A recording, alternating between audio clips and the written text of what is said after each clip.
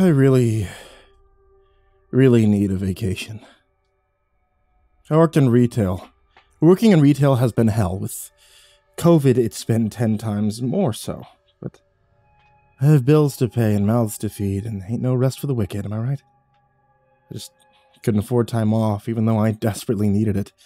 Then my friend Natalie told me about this website that might solve my problems, where you can find someone that matches your appearance, and they'll step into your life for a few days while you recharge.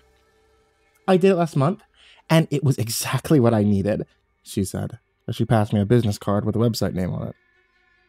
At first, it sounded a little freaky to me. I mean, what are the odds that an agency would even be able to find someone that looks like you in the first place? But still, day in, day out, the grind was getting to me, and I needed a break. So one night, after a particularly gruesome 12-hour shift, I went to the website to check it out. There were pictures of people side by side with similar, albeit slightly different faces, and reviews from customers that talked about how the program matched them, and it worked out real well for their benefit. I figured since Nat had given me a coupon to try it out, what the hell? I typed in the code and got a long list of terms and conditions that, like everyone else, I scrolled through, and then I was asked to provide a recent photo or take one on my webcam. Once that part was done, I was asked a few personal questions, and I adjusted my radius to within 100 miles. Not long after, the result came back. No match was found in the area. I kind of figured that response, but it'd been worth a shot. I went to bed, not thinking about it much, until the next morning when I got an email notification that told me there was a new match. Lookalike in your area. Do you want to make contact? The message read. I checked out the user's profile, a bit disturbed at how they looked like me in almost every detail, and then shook off the feeling for a second, consenting to the arrangement. According to my contract, my lookalike would be there within the hour. And to be honest, I was so excited I actually jumped with joy. Finally, a chance to get away from it all, I thought. The service showed up 10 minutes early the next day, and when I opened the door, I couldn't help but gawk. Wow! It's like looking in a mirror, I told them. What's your name anyway? I asked. For all intents and purposes, I'm you, they told me as I gave them a tour of the house and explained all my girl's allergies and preferred foods. She was jotting everything down in a notebook and asked a few standard questions. Honestly, nothing made me raise any red flags. Either that, or honestly, I think I was just so glad not to have to go to work and have some me time that I didn't care. Now, don't get me wrong. I made it clear that I wanted to check in on my kids at least twice a day via FaceTime. Not an idiot. And the service website told me all the personal information I needed to know in case this employee did something crazy, like a kidnapping or whatever. And honestly, I didn't see a reason to fret. I mean, this was just what I needed, and I was going to enjoy it. Judge me if you want, but I felt confident there wasn't one reason to worry when I grabbed my bag and left. Things truly didn't start getting out of whack until I tried to call and check in on my kids. Nobody picked up. At first, I was miffed, a bit frustrated that they were probably playing video games or watching a movie instead of studying, but I remained calm. I didn't want to spend my few days of freedom fretting about something insignificant. But then the next day, I couldn't get a hold of them either, and that nagging doubt in the back of my mind started to pester me. Was everything really okay? I tried really to not let it bother me, but eventually I just had to see if everything was fine, so I decided instead to call the neighbor. Barb here, who am I speaking to? Nice, it's Mel from next door. Hey, I haven't heard from the kids and... But that was as far as I got. A second later, she interrupted me with a bizarre statement. Is this some kind of a joke? What do you mean? I asked. Truthfully, I didn't know what else to say. My neighbor's in my kitchen drinking coffee and her kids are playing games. I don't know who you are, and I would suggest you stop bothering us. Then she hung up. That nagging doubt, it had just transformed into a mountainous region of concern. I needed to get home immediately. I canceled the rest of the vacation and I drove all the way in a single night. I wasn't far, but it still felt like it took forever. As I pulled into my driveway, I felt this strange, eerie, and sickening feeling starting to overwhelm me. Something was not right, and each step towards the door felt like an impending doom. I juggled with my keys and tried to open the lock, but it didn't budge. I double-checked to make sure that I had the right key. Then I knocked. It was cold and a little past 10. The porch light flicked on, and the lookalike came to the door wearing my pajamas. My youngest was right behind her, sleepy-eyed and brushing her teeth. "Can I help you?" the lookalike asked me through the thin glass that separated us. "Yeah, let me in," I said, waving to my daughter. She gave me a look that I will never forget. She acted like she didn't recognize me. "Excuse me, I don't know you. Now I'd suggest you get off my front lawn before I call the cops." "This is ridiculous. Chloe, let me in," I said, addressing my youngest. She hid behind the lookalike in fear. "This is scaring my daughter. You need to leave," the lookalike instructed. I snapped, trying not to let my temper show. The fuck was going on? "I live here. I hired you," I shouted at the lookalike. They looked every bit as frightened as my daughter. Were they trying to make me think I was going crazy? Was this just some long prank they were trying to pull? "Honey, go upstairs," my lookalike told Chloe. She scampered obediently. Once alone, the lookalike gave me a scornful look. "You have 5 minutes before I call the cops," they said.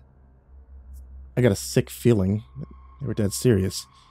So I scrambled into my bag and pulled out my phone. I showed the website where I had hired them and muttered, "This is not a game. This is my family. What have you done to them?" He looked me dead in the eye, and a soft, sly grin came over his face. "They're my family now." And they closed the door on my face. I felt like shouting at the top of my lungs. This can't possibly be happening to me, but it was. I went back to my car and I called the police. I was sure that it would be easier to just let them handle this. 10 minutes later, they arrived. I told them the whole story. They took my statement, which I'm sure sounded very strange, and then went to talk to my lookalike. I figured everything would resolve itself rather quickly, but rather than just tell the lookalike to leave, they insisted we both come down to the station for fingerprints. "You know, even better. I'm tired of this fraud trying to take my daughters away," I said, glaring at them. Then I saw Chloe again, still looking just as scared of me as ever, and I wondered, had he threatened them? Were her and Tia in danger? I needed to find a way to talk to them alone.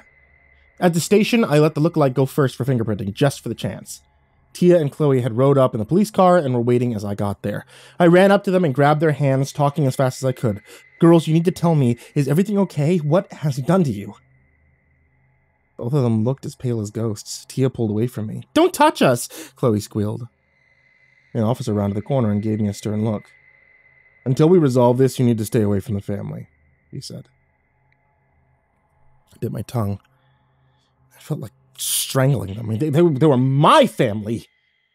This was insane.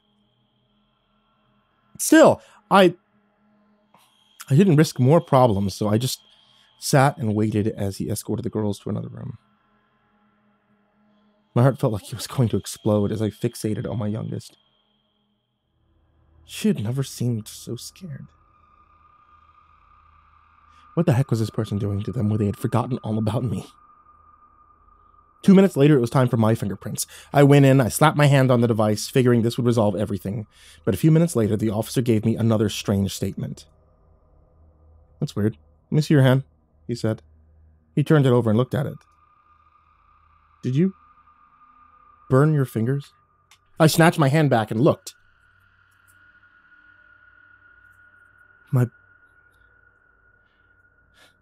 My fingerprints were gone. I think I must have been standing there for a long moment because the officer was asking me to take blood and saliva, but already I saw the lookalike trying to convince the sheriff to let them go with my children. I snapped. "You can't take them! I don't know what the hell you did to me, but those are my kids!" I shouted angrily. I lunged for them and they grabbed a hold of Chloe and Tia. 2 officers tased me a moment later. When I woke, I found out that the person was now going by my name and they weren't pressed for any charges. But he did file a restraining order. You can't come within 100 yards of him or his children. I found out shortly that his fingerprints matched my own. It was impossible. but true. How is this happening? I sobbed as I came out of the lobby. I had one last thing to try. Natalie, surely she could solve this crazy problem. So I left the officer in a mad dash. I caught a taxi to her house. She was outside gardening. Thank God you're here, I shouted as I ran over to her. What? Natalie asked, shocked by my expression. You need to help me. That website you told me about? The person I hired is taking over my life. He's even got my girls to believe him. I don't know how, but you're the only person I can turn to, I screamed. Natalie processed everything I said.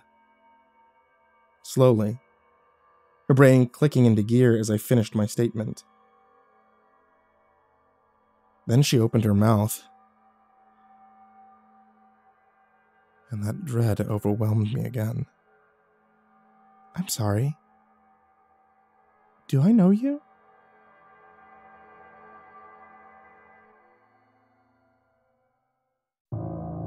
Hey there kids, it's me, MrCreepyPasta, and I want to tell you thank you so much for watching tonight's video or listening to tonight's episode of the podcast. I really appreciate it, and anytime you guys give me a subscribe or a follow or a like or a comment or literally just a watch, I can't thank you enough for it because you're the reason I keep making episodes and you guys are the reason that I love horror as much as I do. It's the middle of summer, and I'm sure you guys have summer reading lists or something like that, but wouldn't it be cooler if I just read to you? So, you can always check me out on Audible, audible.com. You can search up MrCreepyPasta, and I have a whole bunch of books that I've done audiobooks for there, such as Tales from the Gas Station, or the very newest one that I've done, Pastel-Colored Dreams and Human-Flavored Nightmares by Vincent Venicava. If you haven't checked that out yet, hot dang, you should. And as always, I want to give a very special thanks to all of my patrons at patreon.com/MrCreepyPasta, because you guys are the reasons I get to keep my lights on in the house and get wonderful little treats for my cats and everything like that. And also the reason why we keep getting special custom series just for the channel. So a special thanks to Jacob Shaffer, Jordan Alexander Sanchez, Bryon, Arce, Ken Lando Higuchi, Bobby Karman, Tristain, Pelton, Chase Burnett, Bardo Hawk 764, TheBananaMafia 1, Melancholy Corpse, Hollow Zero, Ferb, Harley, Billy Morrow,